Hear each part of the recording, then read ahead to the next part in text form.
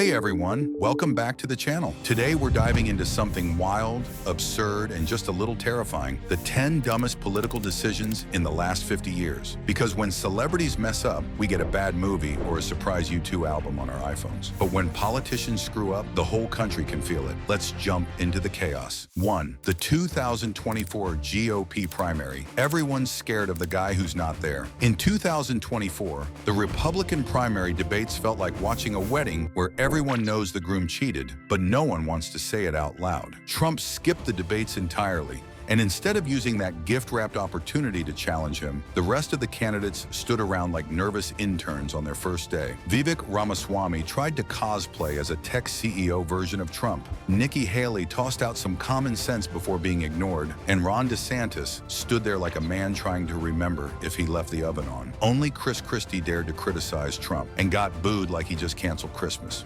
Basically, it was a group project where the leader didn't show up and still got all the credit. Second, Rod Blagojevich, the man who auctioned democracy on Craigslist. When Barack Obama left the Senate for the White House in 2008, Illinois Governor Rod Blagojevich had the unique power to choose his replacement. So naturally he thought, hey, what if I just sell the seat like it's a pair of Yeezys on eBay? And he didn't whisper it. He broadcasted it on FBI wiretaps like it was a podcast episode. It's a valuable thing. You just don't give it away for nothing. Spoiler alert, the FBI agreed, but not in a good way. He got 14 years in prison, which ironically is more time than he spent being governor. But hey, at least he gave us one of the greatest unintentional comedy specials in political history. 3. Ted Cruz, Cancun getaway while Texas froze. February 2021. Texas was in crisis. Power grids failed. People literally froze in their homes, and the Lone Star State looked more like the North Pole. So what did Senator Ted Cruz do? He packed a suitcase, grabbed a Hawaiian shirt, and dipped to Cancun faster than you can say optics. He returned sunburnt and sheepish after being caught mid-flight by a literal mob of angry constituents and cameras. Then, the cherry on top, he blamed his daughters. Yes, because when you're an elected official abandoning your state during a natural disaster, the logical move is, the kids made me do it. Nothing screams leadership like bailing on your job and throwing your family under the bus. 4. George Santos, America's most confident liar. George Santos lied about everything.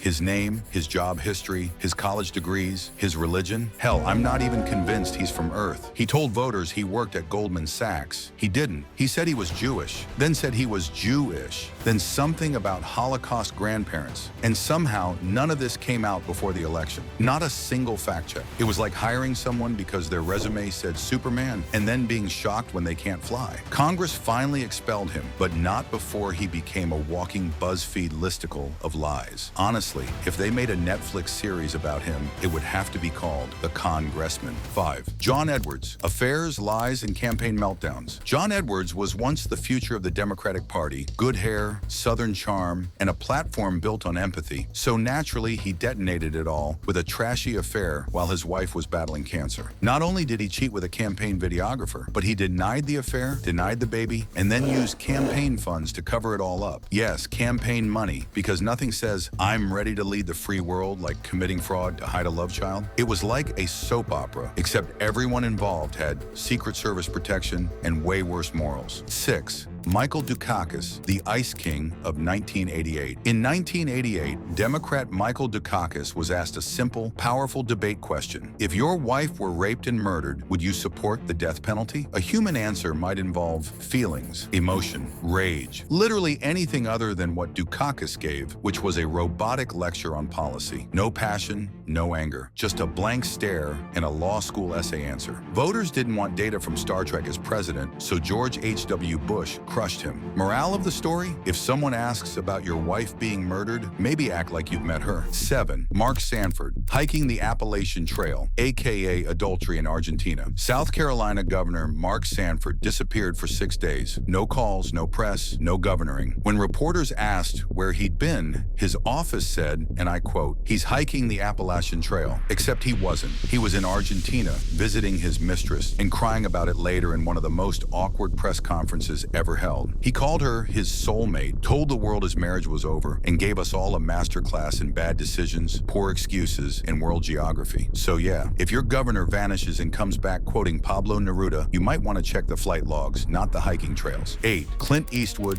versus the chair. The 2012 Republican National Convention, when Clint Eastwood, legendary actor and director, got on stage and delivered a passionate political speech to a chair. He spent 12 full minutes roasting an imaginary Barack Obama, pointing, scolding, interrupting, all while everyone else watched in horror. It wasn't just confusing, it was avant-garde performance art gone deeply wrong. The Romney campaign reportedly didn't know what was coming. Honestly, neither did the chair, or Clint, or the space-time continuum. 9th Dr. Oz and the crudetes, catastrophe. When celebrity Dr. Mehmet Oz ran for Senate in Pennsylvania, he tried to prove he was a man of the people by going to a grocery store, failing to name it, mispronouncing crudetes, and complaining about the price of guacamole. He blamed inflation, but the real crime was calling vegetables crudetes in a Rust Belt state. He sounded like he was ordering brunch in the Hamptons, not trying to connect with voters in Scranton. His opponent, John Fetterman, replied by tweeting a Wegmans meme and won. Because you can't out-relatable a guy in shorts with a goatee. Morale. If you're running for Senate, maybe don't say crudetes ever. 10. Ted Kennedy forgets why he's running. Let's go way back to 1980. Ted Kennedy challenged President Jimmy Carter in the Democratic primary. Big moment, big chance. First interview, he gets asked, Senator Kennedy, why do you want to be president? And then 60 seconds of verbal spaghetti. He stuttered, stalled, mumbled something about the American dream, and just completely blanked. You could hear the campaign implode in real time. It was the easiest softball in the world, and he swung like someone trying to kill a fly with a tennis racket. Kennedy's campaign never recovered. Carter, who was wildly unpopular, somehow looked competent by comparison. A truly impressive fumble. Politics, where failing upward is not just accepted, it's a resume builder. If you laughed, cringed, or screamed into the void during this video, smash that like button, subscribe for more political dumpster fires, and comment below. Which of these disasters should be studied in school, or better yet, never spoken of again?